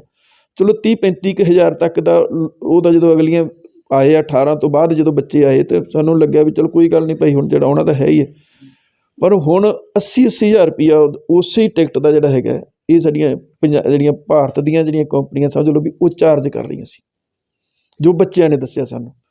ਬੱਚਿਆਂ ਦੀ ਮਤਲਬ ਕਿ ਜਿਹੜੀ ਹੈਗੀ ਹੈ ਟਿਕਟ ਤਾਂ ਮਹਿੰਗੀ ਹੋ ਗਈ ਅਤੇ ਲੇਕਿਨ ਜਿਹੜੇ ਸੇਫ ਮਤਲਬ ਇੰਡੀਆ ਜਾ ਕੇ ਹੋਣਗੇ। ਹਾਂ ਬਿਲਕੁਲ ਇਵੇਂ ਹੋਣਗੇ। ਹੁਣ ਉੱਥੇ ਇੱਕ ਏਅਰ ਅਸਥਾਨਾ ਹੈ, ਜਦੋਂ ਬੱਚੇ ਭਰ ਰਹੇ ਸੀਗੇ ਤਾਂ ਹੁਣ ਏਅਰ ਅਸਥਾਨਾ ਜਿਹੜੀ ਹੈਗੀ ਆ ਉਹ ਹੈ ਤਾਂ ਕਿਸੇ ਏਸ਼ੀਅਨ ਕੰਟਰੀ ਦੀ ਹੈ, ਲੇਕਿਨ ਉਹ ਇੰਡੀਆ ਦੇ ਵਿੱਚੋਂ ਅਕਸਰ ਉਹਨਾਂ ਦਾ ਜਿਹੜਾ ਆਉਣ ਜਾਣ ਬਣਿਆ ਰਹਿੰਦਾ ਹੈ ਅਤੇ ਉਹਦੀ ਜਿਹੜੀਆਂ ਟਿਕਟਾਂ ਉਹਨਾਂ ਨੇ ਬੁੱਕ ਕਰਾਈਆਂ। ਹੁਣ ਉਹਦੇ ਵਿੱਚ ਉਹਨਾਂ ਨੂੰ ਜਿਹੜੀ ਟਿਕਟ ਮਿਲੀ ਹੈ ਉਹ ਤਕਰੀਬਨ ਜੈਨੂਅਨ ਜੇ ਰੇਟ ਹੀ ਹੈ 30-35 ਹਜ਼ਾਰ ਦੇ ਵਿੱਚ ਹੀ ਮਿਲੀ ਹੈ, ਲੇਕਿਨ ਉਹਦੇ ਵਿੱਚ ਰਸਤੇ 'ਚ ਰੁਕਣ ਦਾ ਬਹੁਤ ਲੰਮਾ ਗੈਪ ਹੈ, ਮਤਲਬ 30-32 ਘੰਟੇ ਰਸਤੇ 'ਚ ਕਿਤੇ ਰੁਕਣਾ ਉਹਨਾਂ ਜਹਾਜ਼ ਨੇ, ਫਿਰ ਕਿਤੇ ਇੰਡੀਆ 'ਚ ਆਉਣਾ। ਹੁਣ ਸਾਨੂੰ ਚਲੋ ਇਹ ਬੱਚਿਆਂ ਨੂੰ ਇਹ ਲੱਗਿਆ ਵੀ ਜਿਹੜਾ ਘੱਟੋ ਘੱਟ ਆਪਾਂ ਇੱਕ ਵਾਰੀ ਯੂਕਰੇਨ 'ਚੋਂ ਤਾਂ ਨਿਕਲ ਆਵਾਂਗੇ ਅਤੇ ਜੇ ਕਿਤੇ ਰਹਿਣਾ ਵੀ ਪੈਂਦਾ ਤਾਂ ਉਹ ਆ ਜਾਵਾਂਗੇ। ਹੁਣ ਜਿੰਨੀ ਦੇਰ ਤੱਕ 24 ਤਰੀਕ ਦੀ ਹੁਣ ਇਹਨਾਂ ਦੀ ਬੁਕਿੰਗ ਹੋਈ ਹੈ ਵੀ ਜਿੰਨੀ ਦੇਰ ਤੱਕ ਇਹ 24 ਨੂੰ ਬੱਚੇ ਜਹਾਜ਼ ਚੜ੍ਹ ਨਹੀਂ ਜਾਂਦੇ ਅਤੇ ਉਨੀ ਦੇਰ ਤੱਕ ਇਹੀ ਹੈ ਕਿਤੇ ਫਿਰ ਨਾ ਕੈਂਸਲ ਹੋ ਜੇ। ਔਰ ਮੈਂ ਸਮਝਦਾ ਕਿ ਚਲੋ ਬੱਚਿਆਂ ਦੇ ਗਰੇ ਆ, ਕਿਸੇ ਦੇ ਵੱਸ ਦੀ ਗੱਲ ਨਹੀਂ, ਨਾ ਤਾਂ ਭਾਰਤ ਸਰਕਾਰ ਦੇ ਵੱਸ ਦੀ ਗੱਲ ਹੈ ਅਤੇ ਨਾ ਕਿਸੇ ਯੂਕਰੇਨ ਦੀ, ਲੇਕਿਨ ਜੋ ਕੁਛ ਵੀ ਵਾਪਰ ਰਿਹਾ ਹੈਗਾ ਵੀ ਇੱਕ ਵੱਖਰੀ ਤਰ੍ਹਾਂ ਦਾ। ਲੇਕਿਨ ਫਿਰ ਵੀ ਮੈਂ ਸਮਝਦਾ ਵੀ ਜਿਹੜੀ ਭਾਰਤ ਸਰਕਾਰ ਹੈ ਉਹਦੇ ਘੱਟੋ ਘੱਟ 20,000 ਬੱਚਾ ਅਤੇ ਵੀ ਉਹਨਾਂ ਨੂੰ ਇਹ ਫੈਸਲਾ ਮਹੀਨਾ ਪਹਿਲਾਂ ਹੀ ਉੱਥੋਂ ਦੀਆਂ CID ਵਗੈਰਾ ਜੋ ਹੈਗੇ ਉਹਨਾਂ ਦੀਆਂ ਰਿਪੋਰਟਾਂ ਲੈ ਕੇ ਇਹਦੇ ਬਾਰੇ ਉਹਨਾਂ ਨੂੰ ਸੋਚ ਲੈਣਾ ਚਾਹੀਦਾ, ਔਰ ਜੋ ਜੈਨੂਅਨ ਰੇਟ ਦੇ ਉੱਤੇ ਹੈ ਉਹ ਬੱਚਿਆਂ ਨੂੰ ਉੱਥੋਂ ਲਿਆਉਣਾ ਚਾਹੀਦਾ ਵੀ ਮੈਂ ਭਰ ਦੂੰ ਫੀਸ। ਕਈ ਪਰਿਵਾਰ ਇਹੋ ਜਿਹੇ ਵੀ ਜਿਹੜੇ ਫੀਸ ਵੀ ਮਸਾਂ ਦੇ ਰਹੇ ਨੇ। ਹੁਣ ਤੁਹਾਡੇ ਮਨ 'ਚ ਕੋਈ ਆਸ ਵਧੀ ਵੀ ਸਾਡੀ ਬੇਟੀ ਸਾਡੇ ਕੋਲ? ਹਾਂ ਬਿਲਕੁਲ, ਹੁਣ ਉਮੀਦ ਹੈ ਵੀ ਜਿਵੇਂ ਹੁਣ ਟਿਕਟ ਬੁੱਕ ਹੋਈ ਆ ਤਾਂ ਆਸਵੰਦ ਤਾਂ ਹੈਗੇ ਆ ਬੱਚੇ, ਕਈ ਆ ਵੀ ਗਏ ਆ ਬੱਚੇ ਮਤਲਬ ਵਿੱਚੋਂ ਬੇਟੀ ਨਾਲ ਡੇਲੀ ਅਸੀਂ WhatsApp ਕਾਲ ਵਗੈਰਾ ਹੋ ਜਾਂਦੀ ਹੈ ਅਤੇ ਬੱਚਿਆਂ ਦੇ ਨਾਲ ਸਾਡੀ ਗੱਲਬਾਤ ਹੁੰਦੀ ਰਹਿੰਦੀ ਹੈ ਤਕਰੀਬਨ ਡੇਲੀ ਵੱਲੋਂ, ਕਿਉਂਕਿ ਉੱਥੋਂ ਦਾ ਕੋਈ ਟਾਈਮ ਦਾ ਕੋਈ ਬਹੁਤਾ ਨਹੀਂ ਹੈ। ਅੱਜ ਕੱਲ੍ਹ WhatsApp 'ਤੇ ਬੱਚੇ ਨਾਲ ਵੀਡੀਓ ਕਾਲ ਵੀ ਹੋ ਜਾਂਦੀ ਹੈ। ਅਸੀਂ ਖੈਰ ਇੰਨਾ ਮਤਲਬ ਐਂ ਕਹਿ ਦਈਏ ਅਸੀਂ ਬਹੁਤ ਜ਼ਿਆਦਾ ਨਿਰਾਸ਼ ਹਾਂ ਇਹ ਨਹੀਂ, ਲੇਕਿਨ ਅਸੀਂ ਆਸਵੰਦ ਹੈਗੇ ਵੀ ਬੱਚੇ ਆਉਣਗੇ, ਵੀ ਲੜਾਈ ਨਹੀਂ ਲੱਗੂਗੀ। ਪਰ ਮੀਡੀਆ ਦੇ ਵਿੱਚ ਜੋ ਕੁਛ ਵਿਖਾਇਆ ਜਾ ਰਿਹਾ ਭਾਅ ਜੀ ਵੀ ਉਹ ਬਹੁਤ ਡਰਾਉਣਾ ਹੈਗਾ, ਮਤਲਬ ਉੱਥੋਂ ਇਹ ਲੱਗਦਾ ਕਿ ਵਾਕਿਆ ਬਹੁਤ ਭਿਆਨਕ ਹਾਲਤਾਂ ਬਣੀਆਂ ਹੋਈਆਂ। ਪਰ ਬੱਚੇ ਜੋ ਦੱਸਦੇ ਨੇ ਉਹ ਕਹਿੰਦੇ ਵੀ ਪਾਪਾ ਜਿੰਨਾ ਕੁਛ ਦੱਸ ਰਹੇ ਨੇ ਵੀ ਉਹੋ ਜਿਹਾ ਉਨੀਆਂ ਹਾਲਤਾਂ ਪਹਾੜੀਆਂ ਹੈ ਨਹੀਂ। ਅਤੇ ਹੋ ਸਕਦਾ ਗੌਰਮੈਂਟ ਇੰਡੀਅਨ ਗੌਰਮੈਂਟ ਇਹੀ ਸੋਚਦੀ ਹੋਵੇ ਵੀ ਐਕਚੁਅਲੀ ਹਾਲਤ ਇੰਨੀ ਹੈ ਨਹੀਂ ਗੀ, ਲੇਕਿਨ ਉਹਨਾਂ ਨੂੰ ਘੱਟੋ ਘੱਟ ਫਿਰ ਮੀਡੀਆ ਨੂੰ ਜ਼ਰੂਰ ਵਰਤਣਾ ਚਾਹੀਦਾ ਵੀ ਜਿਹੜੀਆਂ ਤੁਸੀਂ ਖਬਰਾਂ ਦੇ ਰਹੇ ਆ ਵੀ ਉਹ ਉਨੀ ਕੁ ਟੂ ਦੀ ਪੁਆਇੰਟ ਹੀ ਖਬਰ ਦਿਓ, ਨਾ ਕਿ ਤੁਸੀਂ ਜਹਾਜ਼ ਚੜ੍ਹਾਤਾ ਉੱਤੇ ਉਤਾਰਤਾ ਉੱਥੇ ਗੋਲੇ ਸਿੱਟਦੇ ਵਿਖਾਤੇ। ਉਹ ਜਦੋਂ ਗੋਲੇ ਸਿੱਟਦੇ ਜਦੋਂ ਵਿਖਾਉਂਦੇ ਆ ਜਹਾਜ਼ਾਂ ਦੀ ਵੀਡੀਓ ਵਗੈਰਾ ਪੁਰਾਣੀਆਂ ਕੋਈ ਵੀਡੀਓ ਵਿਖਾਉਂਦੇ ਨੇ ਤਾਂ ਲੋਕਾਂ ਨੂੰ ਇਹ ਲੱਗਦਾ ਵਾਕਈ ਉੱਥੇ ਯੂਕਰੇਨ 'ਚ ਹੀ ਡਿੱਗ ਰਹੇ ਨੇ ਗੋਲੇ, ਅਤੇ ਉਹਦੇ ਨਾਲ ਲੋਕਾਂ 'ਚ ਡਰ ਪੈਦਾ ਹੋ ਰਿਹਾ, ਟੈਰਰ ਪੈਦਾ ਹੋ ਰਿਹਾ। ਕਿੰਨੀ ਤਰੀਕ ਤੱਕ ਬੇਟੀ ਆ ਰਹੀ ਹੈ ਸਰ, ਕੋਈ ਉਹਨਾਂ ਨੇ ਦੱਸਿਆ? ਦੇਖੋ ਜੇ 24 ਨੂੰ ਚੱਲਦੀ ਹੈ ਤਾਂ ਉਹਦੀ ਵੈਸੇ ਤਾਂ ਇਹ 6-7 ਘੰਟਿਆਂ ਦਾ ਰਸਤਾ ਹੀ ਆ, ਕੋਈ ਬੜਾ ਦੂਰ ਨਹੀਂ ਹੈਗਾ ਯੂਕਰੇਨ ਇੰਡੀਆ ਤੋਂ। ਜਿਸ ਤਰ੍ਹਾਂ ਤੁਸੀਂ ਦੱਸ ਰਹੇ ਹੋ ਪਰ ਉਹਨਾਂ ਦੇ ਉੱਥੇ 30-32 ਘੰਟੇ ਦਾ ਸਟੇ ਹੈ, ਉਸ ਦਾ ਵਿੱਚੋਂ 1-2 ਥਾਵਾਂ 'ਤੇ ਰਲ ਕੇ ਕੋਈ 10-11 ਘੰਟੇ ਦਾ ਇੱਕ ਥਾਂ 'ਤੇ ਹੈ, 11-12 ਘੰਟੇ ਦਾ ਇੱਕ ਥਾਂ 'ਤੇ। ਅਤੇ ਵੀ ਮੇਰੇ ਹਿਸਾਬ ਨਾਲ ਵੀ ਘੱਟੋ ਘੱਟ ਉਹ ਜਿਹੜੀ ਆ 26 ਤਰੀਕ ਨੂੰ ਇੱਥੇ ਉਹ ਮਤਲਬ ਆਊਗੀ। ਵੀ ਮੇਰਾ ਇੱਕ ਇਹ ਵੀ ਸੰਦੇਸ਼ ਦੇਣਾ ਚਾਹੁੰਦਾ ਭਾਰਤ ਸਰਕਾਰ ਨੂੰ, ਬੇਨਤੀ ਵੀ ਹੈ ਵੀ ਜਿਹੜੀਆਂ ਮੈਡੀਕਲ ਸਿੱਖਿਆ ਦੀਆਂ ਇੱਥੇ ਜਿਹੜੀ ਬਹੁਤ ਮਹਿੰਗੀ ਹੈ, ਔਰ ਜਿਹੜੀਆਂ ਪ੍ਰਾਈਵੇਟ ਇੰਸਟੀਚਿਊਟ ਹੈ ਜਿਹੜੇ ਮੈਡੀਕਲ ਦੀ ਸਿੱਖਿਆ ਦੇ ਰਹੇ ਆ ਵੀ ਉਹ ਇੰਨੀਆਂ ਵੱਡੀਆਂ ਫੀਸਾਂ ਉਹ ਲੈਂਦੇ ਨੇ ਕਿ ਬੱਚਿਆਂ ਨੂੰ ਜਿਹੜਾ ਹੈਗਾ ਮਜਬੂਰਨ ਬਾਹਰਲੇ ਮੁਲਕਾਂ 'ਚ ਪੜ੍ਹਨਾ ਪੈ ਰਿਹਾ। ਵੀ ਜਿਵੇਂ ਮਤਲਬ ਮੇਰੀ ਬੇਟੀ ਦੀ ਗੱਲ ਸੀ ਵੀ ਮੇਰੀ ਬੇਟੀ ਨੂੰ ਇੱਥੇ ਸੀਟ ਮਿਲ ਰਹੀ ਸੀਗੀ, ਅਸੀਂ ਨਹੀਂ ਲਈ ਕਿਉਂਕਿ ਇੱਥੇ ਫੀਸ ਹੀ ਬਹੁਤ ਜ਼ਿਆਦਾ ਹੈ। ਜਿਹੜੇ ਕਈ ਬੱਚੇ ਇਹੋ ਜਿਹੇ ਵੀ ਜਿਨ੍ਹਾਂ ਦਾ ਰੈਂਕ ਨੀਟ ਦਾ ਬਹੁਤ ਥੋੜ੍ਹਾ ਸੀਗਾ ਅਤੇ ਉਹਨਾਂ ਨੂੰ ਮਿਲ ਹੀ ਨਹੀਂ ਸਕਦੀ ਸੀ, ਉਹਨਾਂ ਦੇ ਉਹ ਫੀਸਾਂ ਭਰ ਸਕਦੇ ਸੀਗੇ, ਲੇਕਿਨ ਉਹਨਾਂ ਨੇ ਬਾਹਰਲੇ ਮੁਲਕਾਂ 'ਚ ਭੇਜਤਾ। ਉਹਨਾਂ ਦੇ ਚਲੋ ਇਹ ਮੰਨਿਆ ਜਾ ਸਕਦਾ ਵੀ ਉਹਨਾਂ ਨੂੰ ਇੱਥੇ ਸੀਟ ਨਹੀਂ ਮਿਲਦੀ। ਜਿਹੜੇ ਬੱਚੇ ਨੂੰ ਇੱਥੇ ਸੀਟ ਮਿਲੀ ਹੋਈ ਹੈ ਜਾਂ ਮਿਲ ਰਹੀ ਹੈ, ਉਹ ਵੀ ਜੇ ਬਾਹਰ ਜਾਂਦੇ ਤਾਂ ਇਹਦਾ ਮਤਲਬ ਉਹ ਫਿਕਰਮੰਦੀ ਵਾਲੀ ਗੱਲ ਹੈ ਵੀ ਜੇ ਇੱਥੇ ਮਤਲਬ ਤੁਸੀਂ ਜਿਹੜਾ ਯੂਕਰੇਨ ਹੈ ਮੁਲਕ, ਉਹਦੇ 'ਚ ਬਹੁਤ ਮੈਡੀਕਲ ਯੂਨੀਵਰਸਿਟੀਆਂ, ਬਹੁਤ ਕਾਲਜ ਹੈ, ਉਹਨਾਂ ਦਾ ਇੱਕ ਬਿਜ਼ਨਸ ਹੈ ਵੀ ਸਾਡੇ ਦੇਸ਼ ਦੇ ਵਿੱਚ ਵੀ ਬਿਜ਼ਨਸ ਹੋ ਸਕਦਾ ਹੈ। ਸਾਡੇ ਦੇਸ਼ ਦੇ ਵਿੱਚ ਵੀ ਲੋਕ ਡਿਗਰੀ ਕਰਨ ਵਾਸਤੇ ਬਾਹਰਲੇ ਮੁਲਕਾਂ 'ਚੋਂ ਆ ਸਕਦੇ, ਲੇਕਿਨ ਉਹ ਜੇ ਉਹਨੂੰ ਸਸਤਾ ਕਰ ਦਿਓ ਤੁਸੀਂ। ਹੁਣ ਜਿਹੜੀਆਂ ਪ੍ਰਾਈਵੇਟ ਯੂਨੀਵਰਸਿਟੀਆਂ ਮੈਡੀਕਲ ਕਰਾਉਂਦੀਆਂ ਵੀ ਉਹਨਾਂ ਦੇ 1 ਕਰੋੜ ਦੇ ਵਿੱਚ ਇੱਕ MBBS ਦੇ 5 ਸਾਲਾਂ ਦਾ ਕੋਰਸ ਕੰਪਲੀਟ ਹੁੰਦਾ। ਹੁਣ ਮੈਂ ਇੱਕ ਮੋਟਾ ਜਿਹਾ ਹਿਸਾਬ ਲਾਉਣਾ ਹੈਗਾ ਵੀ ਜਿਵੇਂ ਜੋ ਮੀਡੀਆ ਦੇ ਵਿੱਚ ਦੱਸਿਆ ਗਿਆ ਪਿਛਲੇ ਦਿਨਾਂ 'ਚ ਵੀ ਘੱਟੋ ਘੱਟ 20,000 ਬੱਚਾ ਜਿਹੜਾ ਇੰਡੀਆ ਦਾ ਯੂਕਰੇਨ 'ਚ ਪੜ੍ਹਦਾ, ਅਤੇ ਜੇ ਆਪਾਂ ਉਹਨਾਂ ਦੀ ਫੀਸ ਜਿਵੇਂ ਅਸੀਂ 4 ਲੱਖ ਰੁਪਈਆ ਫੀਸ ਭਰਦੇ ਹਾਂ ਅੰਦਾਜ਼ਾ, ਅਤੇ ਉਹਦਾ ਬੇਟੀ ਦਾ ਰੂਮ ਦਾ ਜਿਹੜਾ ਖਰਚਾ ਹੈ $250 ਰੂਮ ਦਾ ਖਰਚਾ ਹੈ ਜੀ, ਇਕੱਲੀ ਜਾਣੇ ਦਾ।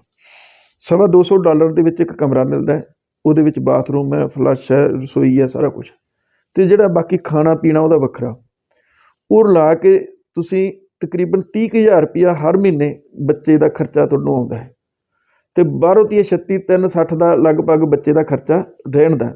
ਅੱਜ ਵੀ ਹੁਣ ਟਿਕਟਾਂ ਆਉਣ ਜਾਣ ਦਾ ਹੈਗਾ, ਉਹ ਇਹ ਤੋਂ ਬਿਨਾਂ ਤਾਂ ਤਕਰੀਬਨ 8 ਲੱਖ ਰੁਪਈਆ ਮੈਂ ਮੋਟਾ ਜਿਹਾ ਹਿਸਾਬ ਲਾਉਣਾ ਵੀ ਬੱਚਾ 1 ਸਾਲ ਦੇ ਵਿੱਚ ਇੱਕ ਬੱਚਾ ਖਰਚਾ ਕਰ ਦਿੰਦਾ ਯੂਕਰੇਨ ਦੇ ਵਿੱਚ। ਅਤੇ ਜੇ 20,000 ਬੱਚਾ ਹੋਵੇ ਤਾਂ ਤੁਸੀਂ ਲਓ ਵੀ 20,000 ਬੱਚਾ 6 ਲੱਖ ਦੇ ਹਿਸਾਬ ਨਾਲ ਵੀ 1 ਅਰਬ ਤੋਂ ਉੱਪਰ ਜਿਹੜਾ ਭਾਰਤ ਦਾ ਪੈਸਾ ਜਿਹੜਾ ਉਹ ਯੂਕਰੇਨ ਦੇ ਵਿੱਚ ਜਾ ਕੇ ਜਮ੍ਹਾਂ ਹੋ ਜਾਂਦਾ, ਜਾਂ ਉੱਥੋਂ ਦੀਆਂ ਜਿਹੜੀਆਂ ਏਜੰਸੀਆਂ ਉਹਦੀ ਕਮਾਈ ਕਰਦੀਆਂ। ਲੇਕਿਨ ਉਹੀ ਜੇ 1 ਅਰਬ ਤੋਂ ਵੱਧ ਰੁਪਈਆ ਭਾਰਤ ਵਿੱਚ ਹੀ ਖਰਚਿਆ ਜਾਵੇ, ਅਤੇ ਇੱਥੋਂ ਦੀ ਸਾਡੀ ਨਾਲੇ ਤਾਂ ਬੱਚਿਆਂ ਦੀ ਪੜ੍ਹਨ ਦਾ ਜਿਹੜਾ ਉਹਨਾਂ ਦੀ ਰਿਕੁਆਇਰਮੈਂਟ ਹੈ, ਸਾਡੇ ਕੋਲ ਡਾਕਟਰ ਪੈਦਾ ਹੋ ਸਕਣ, ਵਧੀਆ ਡਾਕਟਰ ਮਿਲਣ ਸਾਨੂੰ, ਨਾਲੇ ਉਹੀ ਜਿਹੜੇ ਹੈਗੇ ਆ ਬੱਚੇ ਇੱਥੇ ਬਹਿ ਕੇ ਜਿਹੜੇ ਦੂਰ ਦੁਰਾਡੇ ਪਿੰਡਾਂ 'ਚ ਆਪਦਾ ਬਿਜ਼ਨਸ ਕਰਨ। ਹੁਣ ਸਾਨੂੰ ਮਜਬੂਰਨ ਉੱਥੇ ਬੱਚੇ ਭੇਜਣੇ ਪੈ ਰਹੇ ਹੈ। ਬੱਚਿਆਂ ਨੂੰ ਜਦੋਂ ਭੇਜਦੇ ਹੈ ਤਾਂ ਉੱਥੇ ਖਰਚਾ ਲੱਗ ਰਿਹਾ, ਉਹ ਜਾਂ ਤਾਂ ਪੈਸਾ ਹੀ ਉੱਥੇ ਜਾ ਰਿਹਾ। ਹੁਣ ਜਿਹੜੇ ਸਾਡੇ ਕਈ ਬੱਚੇ ਬਾਹਰਲੇ ਮੁਲਕਾਂ 'ਚ ਰਹਿਣ ਵਾਸਤੇ ਜਾਂਦੇ ਆ, ਕੈਨੇਡਾ, ਉੱਥੇ ਉਹਨਾਂ ਨੂੰ ਇਹਦਾ ਵੀ PR ਹੋ ਜਾਣਗੇ, ਪਰ ਯੂਕਰੇਨ 'ਚ ਤਾਂ PR ਵੀ ਨਹੀਂ ਹੋਣਾ ਚਾਹੁੰਦਾ ਕੋਈ ਵੀ, ਸਿਰਫ ਪੜ੍ਹਨ ਜਾਣਾ। ਅਤੇ ਵੀ ਤੁਹਾਨੂੰ ਗੌਰਮੈਂਟ ਨੂੰ ਮੇਰੀ ਇੱਕ ਬੇਨਤੀ ਹੈ, ਇੱਕ ਨਿਮਾਣੇ ਜਿਹੇ ਬਾਪ ਹੋਣ ਦੇ ਨਾਤੇ, ਇੱਕ ਸ਼ਹਿਰੀ ਹੋਣ ਦੇ ਨਾਤੇ, ਇੱਕ ਵੀ ਸਾਡੇ ਜਿਹੜੇ ਹੈਗਾ ਇੱਥੋਂ ਦੀਆਂ ਸਰਕਾਰਾਂ ਇਹੋ ਜਿਹਾ ਫੈਸਲਾ ਲੈਣ ਜਿਹੜੇ ਮੈਡੀਕਲ ਲਾਈਨ ਦੇ ਵਿੱਚ ਵੀ ਉਹਨੂੰ ਜ਼ਰੂਰ ਉਹਨੂੰ ਕੰਟਰੋਲ ਕਰਨ, ਉਹਦੀਆਂ ਫੀਸਾਂ ਦੇ ਉੱਤੇ ਕੋਈ ਇਹੋ ਜਿਹੀ ਕੰਟਰੋਲਿੰਗ ਅਥਾਰਟੀ ਬਣਾਉਣ ਵੀ ਜਿਹੜੀਆਂ ਉਹ ਫੀਸਾਂ ਨੂੰ ਘਟਾਉਣ। ਉਹਨਾਂ ਦੀਆਂ ਫੀਸਾਂ ਦਾ ਜਿਹੜਾ ਨਜਾਇਜ਼ ਵਾਧਾ ਹੈਗਾ ਵੀ 14 ਲੱਖ ਰੁਪਈਆ 20 ਲੱਖ ਰੁਪਈਆ 1 ਸਾਲ ਦਾ ਜਿਹੜਾ ਖਰਚਾ ਹੈ, ਵੀ ਇਹ ਆਮ ਮਾਪੇ ਦੇ ਵੱਸ ਦੀ ਗੱਲ ਨਹੀਂ ਹੈਗੀ। ਵੀ ਇਸ ਨੂੰ ਪੜ੍ਹਾਈ ਨੂੰ ਸਸਤਾ ਕਰੋ, ਇੰਨਾ ਕੁ ਸਸਤਾ ਕਰੋ ਕਿ ਬੰਦੇ ਜਿਹੜੇ ਹੈਗੇ ਆ ਉਹ ਸੌਖਾ ਭਰ ਸਕਣ। ਘੱਟੋ ਘੱਟ ਜਿਹੜੇ ਯੂਕਰੇਨ ਵਗੈਰਾ ਜਿੰਨੀ ਕੁ ਫੀਸ ਭਰਦੇ ਉਨੀ ਕੁ ਤੁਸੀਂ ਇੱਥੇ ਕਰ ਦਿਓ ਤਾਂ ਇੱਥੇ ਕਦੇ ਬਾਹਰ ਕੋਈ ਜਾਵੇ ਹੀ ਨਾ, ਔਰ ਭਾਰਤ ਦਾ ਪੈਸਾ ਭਾਰਤ 'ਚ ਲੱਗੇ, ਔਰ ਇੱਥੇ ਡਾਕਟਰ ਭਰਤੀ ਨੂੰ ਨੌਕਰੀਆਂ ਵੀ ਮਿਲਣ, ਉਹਨਾਂ ਨੂੰ ਪੜ੍ਹਾਉਣ ਵਾਲਿਆਂ ਨੂੰ ਨੌਕਰੀਆਂ ਮਿਲਣ। ਉੱਥੇ ਕਿੰਨਾ ਕੁਛ ਇੱਕ ਯੂਨੀਵਰਸਿਟੀ ਨੂੰ ਜਿਹਦੇ ਬਣਾਉਣ ਦੇ ਵਿੱਚ ਕਿੰਨੇ ਲੋਕਾਂ ਨੂੰ ਰੁਜ਼ਗਾਰ ਮਿਲਦਾ। ਅੱਜ ਜਿਹੜੀ ਬੇਰੁਜ਼ਗਾਰੀ ਹੈ ਕਿਤੇ ਨਾ ਕਿਤੇ ਉਹਦਾ ਹੱਲ ਨਿਕਲ ਸਕਦਾ ਵੀ ਘੱਟੋ ਘੱਟ 1 ਅਰਬ ਰੁਪਈਆ ਥੋੜ੍ਹਾ ਨਹੀਂ ਹੁੰਦਾ ਗਾ, ਮੈਂ ਸਮਝਦਾ ਕਿਸੇ ਮੁਲਕ ਵਾਸਤੇ। ਔਰ ਇਹ ਗਰੀਬ ਮਾਪਿਆਂ ਦਾ ਪੈਸਾ ਜਿਹੜਾ ਕਿ ਉੱਧਰ ਏਜੰਸੀਆਂ 'ਚ ਜਾ ਰਿਹਾ। ਮੇਰੇ ਇੰਨਾ ਇੱਕ ਸੰਦੇਸ਼ ਦੇਣਾ ਚਾਹੁੰਦਾ ਸੀ।